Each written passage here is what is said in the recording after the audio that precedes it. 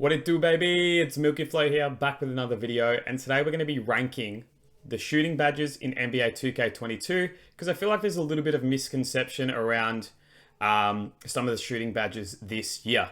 Now, before we get into it, please consider subscribing and liking the video. I'm trying to get to 1,000 subscribers on YouTube by the end of the year. Also, check out my TikTok and my Twitch, trying to get to 10K on TikTok and 1K on Twitch by the end of the year. Now, before we get into it quickly, when I put a badge in God tier, these are the essential badges that you have to have in 2K22. These are the badges that you should have on if you take one shot a game or if you take 20 shots a game, whether you play in the park, the rec, pro-am, in the stage, whether you have 5 shooting badges, whether you have 25 shooting badges, these are the absolute essential badges for you to have. We're going to get stuck straight into it. So blinders, straight off the bat, is a God tier badge. People coming in from the side will not get contest. It's just almost swore there. Fantastic badge to have, and it's one of the best badges in 2K22. Now, catch and shoot. If you're a spot up, if you're only spotting up, like if you're a lock or if you're a big, I would have catch and shoot in the A tier. But if you're more of a dribbler, I'd have it in the B tier. So I'm going to put it halfway between A and B. I feel like it's somewhere in between, depending on your playstyle. Chef, it's a C tier badge. There is just way too much for you to be doing for Chef to activate. You have to be more than 30 feet away from the basket. You have to be dribbling for more than 3 seconds, and you have to shoot within half a second of you stopping dribbling. So I feel like there's just way too much going on in the badge for it to activate as often. And I feel like there's better badges that you could run for you to become a better shooter. Clutch shooter, I'm going to put as a B tier badge. You basically don't miss when the score's more than 17. But I feel like there's better badges that you could be running to help you throughout the course of the game instead of just worrying about a badge that's going to activate at the end of the game. Corner specialist, it's the same as catch and shoot. I'm going to put it halfway between A and B because I feel like if you're a spot up, it's an A tier, but if you're a dribbler, it's a B tier. Same. I feel like Deadeye is an A tier badge. I feel like it was it didn't pop up as much as it did in 21. Sorry, in 21, it didn't pop up as much as it does in 22. I feel like they fixed it a little bit. It's still not as effective as blinders, but I still feel like it's a really, really good badge for you to have. Difficult shots, I'm going to put in the C tier. That's Fade Ace, my bad. Difficult shots is going to go in the C tier. I feel like last year, it was my favorite badge to run. I used to run it all the time. I'd have it on Gold or Hall of Fame because that suited my playstyle. But a lot of people don't like that kind of playstyle. So I'd put it in the C tier because they're not going to utilize it as often as they would.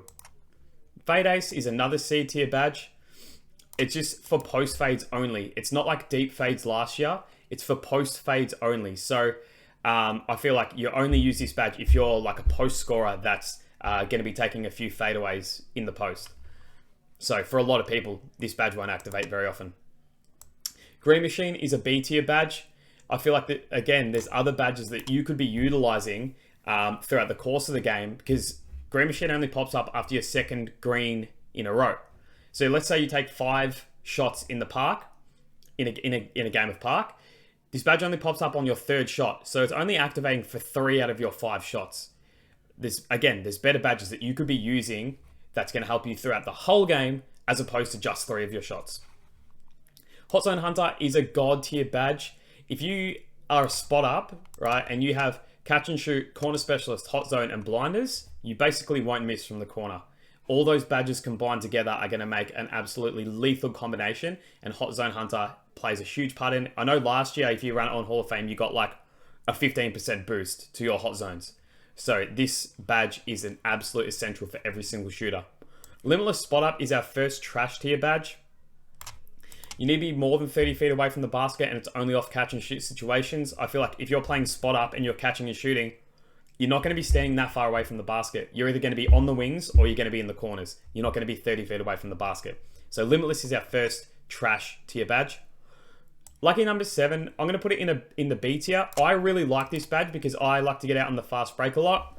So if you're a slasher and you're getting out on the fast break, it's a fantastic badge to have, but it only works within the first 7 seconds of the shot clock. So if you're playing a lot of stage and you're sort of dribbling to try and get open for 15 to 20 seconds, obviously this badge isn't going to work for you. But in saying that, if you have like one spare badge point, I would really, really recommend putting this on bronze. You get like a 15% boost in the first 7 seconds of the shot clock. Mismatch Expert is a god tier badge. If you're under, I think you can only get it if you're under 6'5", but if you can get it and you're shooting over bigs, oh man, the contests are so much lower. It's just a great badge to have. So I have a 6 foot play shot, and this badge works when I'm shooting over bigs, like 6'9", 6'10" players. They hardly get to contest the shots. Fantastic badge to have. Rhythm Shooter, I feel like, is a C tier badge. I've run it on like bronze and silver, and I just haven't found that it pops up a lot. It says it works off size up situations, so I feel like you have to be sizing up and shooting straight out of it, which I feel like doesn't really suit a lot of people's playstyles. Same as Set Shooter, I've run it on bronze and silver, and I just feel like it doesn't pop up enough. I think in theory it's a really, really good badge, standing still and then shooting, but it just doesn't pop up enough. I haven't found, so it's going to be a C tier badge. Slippery Off Ball is a trash badge.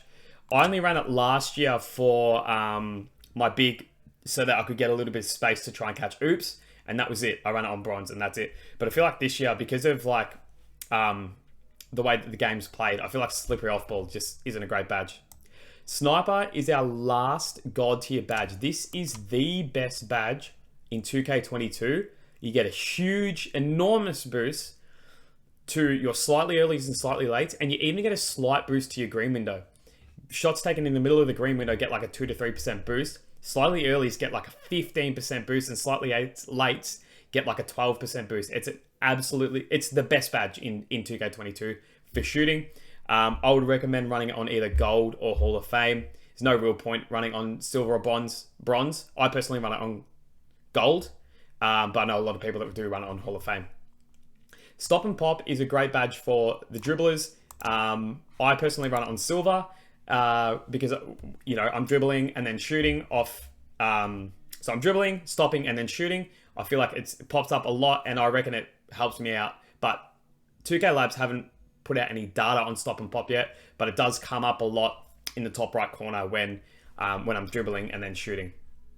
And then I feel like Volume Shooter is probably a C tier badge at this stage.